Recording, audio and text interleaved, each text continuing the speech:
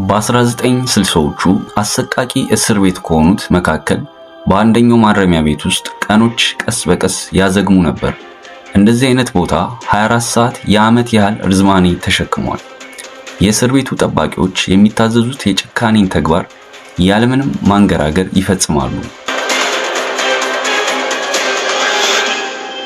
ይህን ሁሉ የሚያስተናግዱት ታራሚዎች ከዚህ ጭካኔ ጋር ለመላመድ የተቻላቸው አልሆነም። ነገር ግን ከታራሚዎቹ መካከል አንድ ታራሚም ከእነርሱ ለየት ባለ መልኩ እንክብካቤ ይደረግለታል። የዚህ ምስጢር ያልገባቸው ሌሎች ታሳሪዎች ጥርጣሬው ሲጠነክርባቸው በሹክሹክታ ምስጢሩን ጠየቁት። አንተማ እኛን ለመሰለል የገባ ተላላኪ እንጂ የምር ታሳሪ አትመስልም አሉት።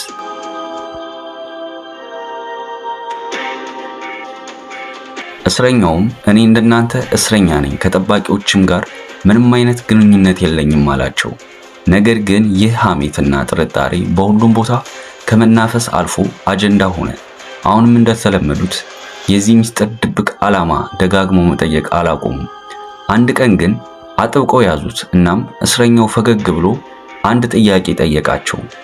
በመጀመሪያ በየሳምንቱ ለቤተሰቦቻችሁ የምጽፉት መልእክት ምን እንደሆነ ነገሩኝ ብሎ ጠየቃቸው። የሁሉም መልስ ተመሳሳይ ነበር። ስለ እስር ቤቱ አሰቃቂነት፣ ስለ ጠባቂዎቹ ጭካኔና ግፍ እንጽፋለን ለቤተሰቦቻችን አሉት። እስረኛውም አሁንም ፈገግ እንዳለ እኔ ግን ለሚስቴ በእያንዳንዱ ደብዳቤ የማወራው ስለ እስር ቤቱ ጠባቂዎች መልካምነት እና ምስጋና ነው።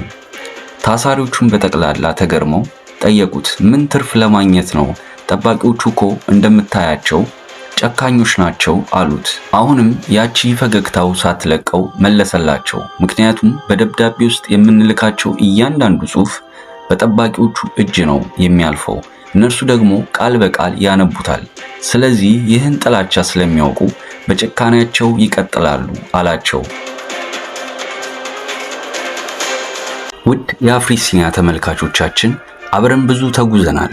እናንተም ቪዲዮዎቻችን እየተመለከታችሁ እኛም ደግሞ እያዘጋጀናቸው ከአፍሪሲኒያ ጋር ብዙ ሄደናል።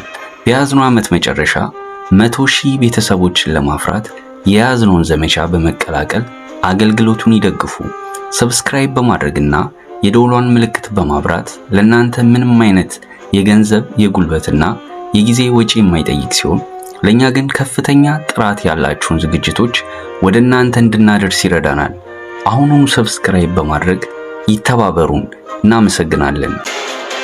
ከዚህ ምክር በኋላ በእርግጥም በሚቀጥለው ሳምንት ታራሚዎች በጠቅላላ እሱ እንዳላቸው ሞክረዋል። ቢሆንም ካሰቡት በተቃራኒ የባሰ ከድጥ ወደ ማጥ ሆነ። የጠባቂዎቹም ጭካኔ እጥፍ ድርብ ሆነባቸው። እስረኛውም ግን ከዛ ባለፈ እስከ ሞት የሚያደርስ ስቃይ አስተናገደ።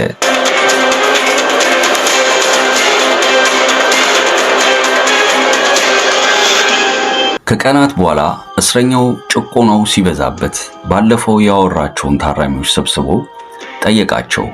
ቆይ ለመጨረሻ ጊዜ በላካችሁት ደብዳቤ ውስጥ ምንድነው የጻፋችሁት ብሎ ጠየቃቸው። እነርሱም በየዋህነት መለሱ፣ ያው አንተ ስለ ጠባቂዎቹ ተንኮል ያስተማርከንንና እንዴት ማታለል እንዳለብን የመከርከንን ለቤተሰቦቻችን ነግረናቸዋል። ምክንያቱም እነርሱ በእኛ ምክንያት በጣም እየተጨነቁ ስለሆነ ከእንግዲህ እንዳያስቡ ለማሳሰብ ነው አሉት። እስረኛውም ይህን ሲሰማ እጆቹን ጭንቅላቱ ላይ በማድረግ አምርሮ እየጮኸ ፀጉሮቹን መንጨት ጀመረ።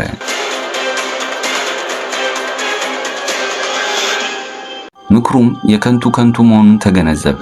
በመጨረሻም ከዚህ የምንረዳው ነገር በጎ ስጦታ ቢሆንም የምንነግራቸውን ሰው ጠንቅቀን ማወቅ እንዳለብንና ሰሚ ሁሉ ሚስጥር አይጠብቅም፣ ጥበብ የሚቀበል ሁሉ አይጠቀምባትም።